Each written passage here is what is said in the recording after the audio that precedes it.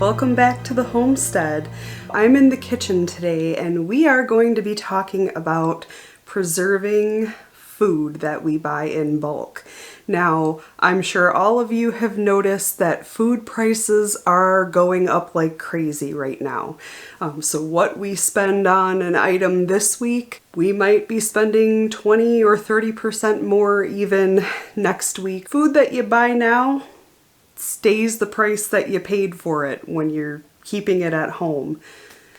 So how can we do that, especially with things that are perishable, such as cheese? Behind me I have a 5-pound block of Parmesan cheese that we bought from the bulk food store. Now this will not keep forever in the refrigerator, and if any of you have ever tried to freeze hard cheese, you know that the texture does change in the freezer. So what do?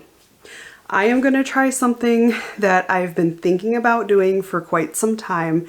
Never got up the courage to do it, but I'm going to do it today. So I am going to partition up this Parmesan cheese and wax coat it for storing long term. So I have my block of Parmesan cheese here on the cutting board, and I am going to cut it up into manageable size pieces.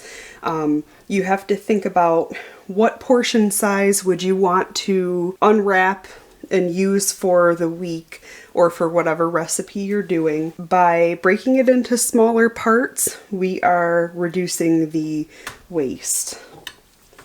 So I'm just going to cut it up here.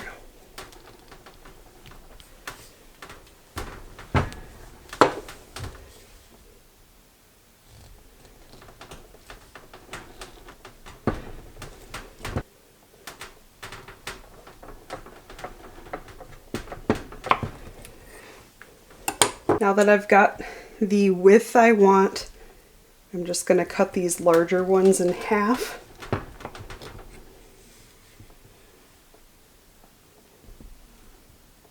And they don't have to be completely even, but just reasonably so.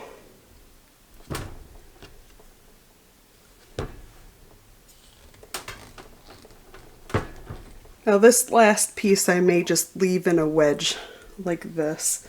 It's not quite enough to, well, you know what, maybe we'll go like that with it. When you're aging cheese, you have to be aware of bacteria and mold that can be on the outside of this. So what we're going to do is we're going to apply some acid to it in the form of vinegar. I'm just going to lightly dip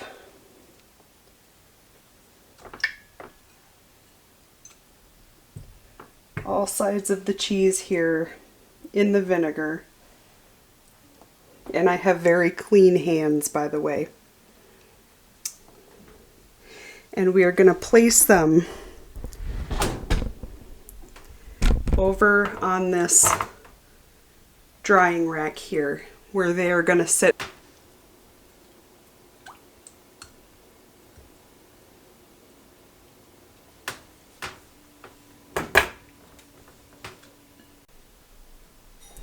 Okay, while the cheese is drying out a little bit, losing some of its moisture, you want to make sure that you have your supplies together. Now, you will need cheese wax for this. I purchased this probably more than a decade ago from the New England Cheesemaking Supply Company. Never used it, as you can tell, it's still wrapped up. You can get a number of different colors. I chose red for whatever reason. And this actually has instructions right on it, which is handy. It says to heat the wax to 210, brush it on, yada yada. We'll show you what we're doing with it. You will also need a thermometer and a pot, which you never want to use for anything else ever again. This pot has beeswax residue in it, so I'm using it also for this purpose. I rendered some beeswax in it. So this is my wax pot. It will never get clean, most likely. It'll just be my forever designated wax pot. Okay, it is the next morning. Our cheese has dried out overnight from the vinegar dip that we did yesterday.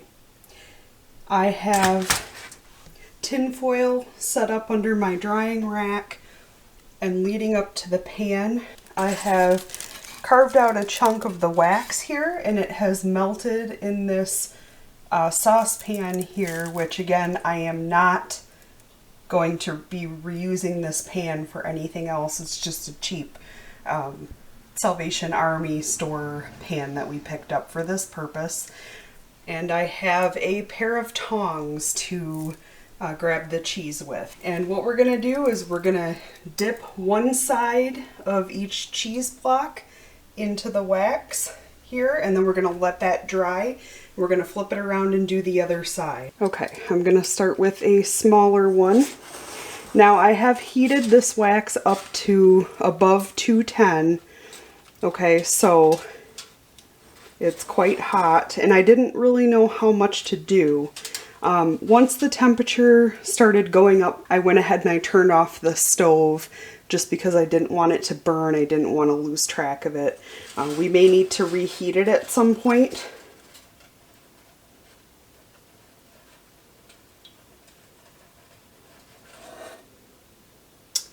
I might do a couple of dips the first time here. This may end up being dipped many times. That's how it's looking so far. I'm using tongs, number one, to save my hands from being burned on the hot wax. Oop, I guess that wasn't a very good example. I just dropped that.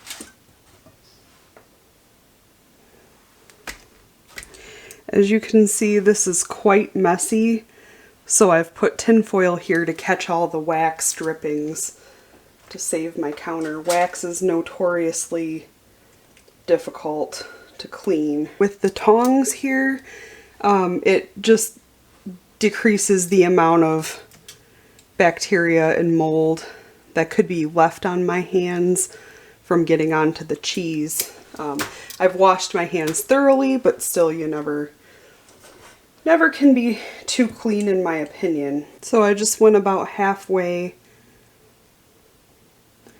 Give it a minute to kind of dry off, cool down, let the wax set.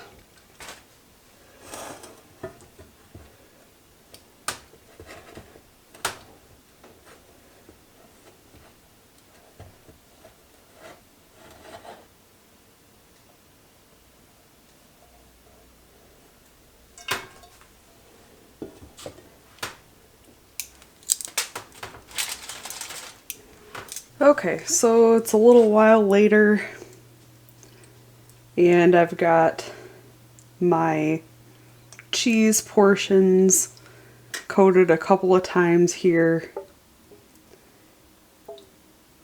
I found that it doesn't take much to heat up this wax, so I'll remove that from the heat. This is pretty darn messy. As you can see, some of the coating jobs have been not the greatest, while others have been quite a bit neater.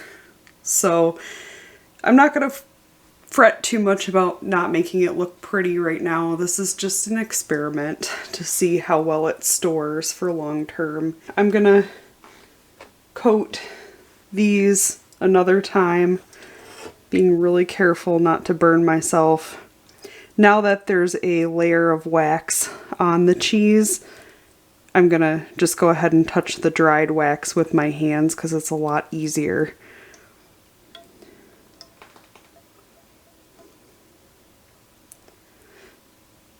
Another thing that I found too is if you deal with it too hot, you'll just end up melting the wax off of the portion that you already coated, so you gotta be quick about it.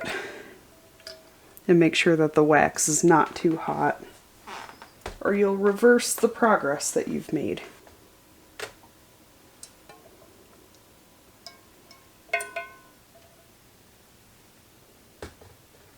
Some of these actually look pretty well coated already and don't need any more. So you just gotta make sure that you don't have any spots like I've got in the middle here.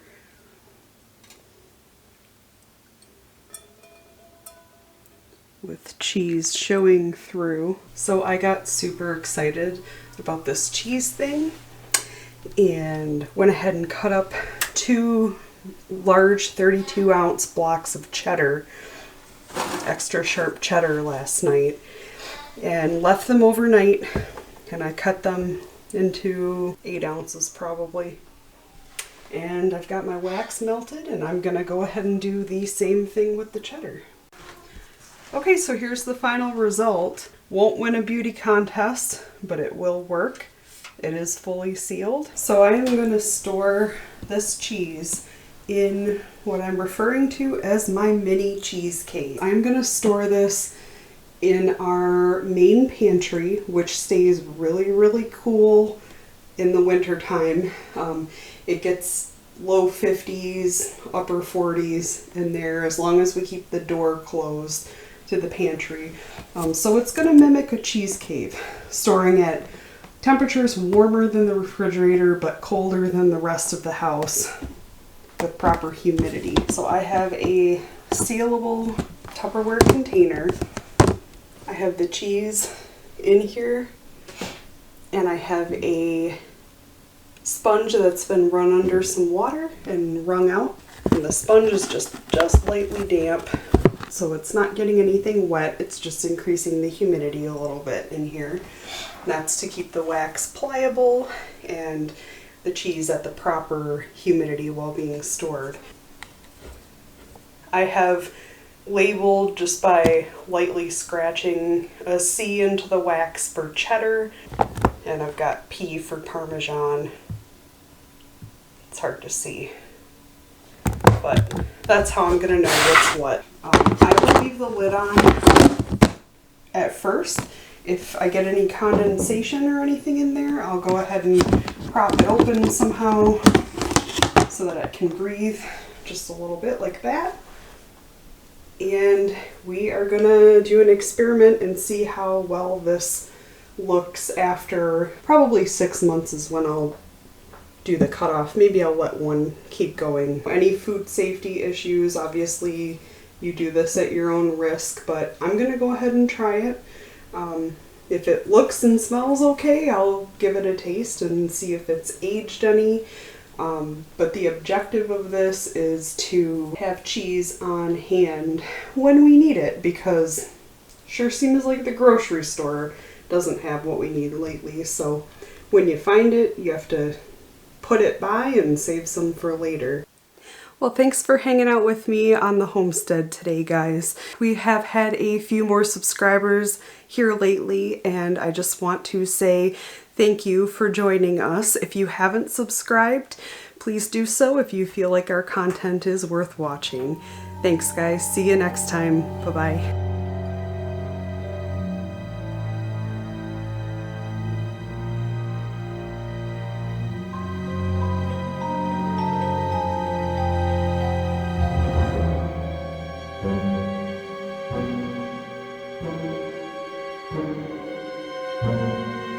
Thank you.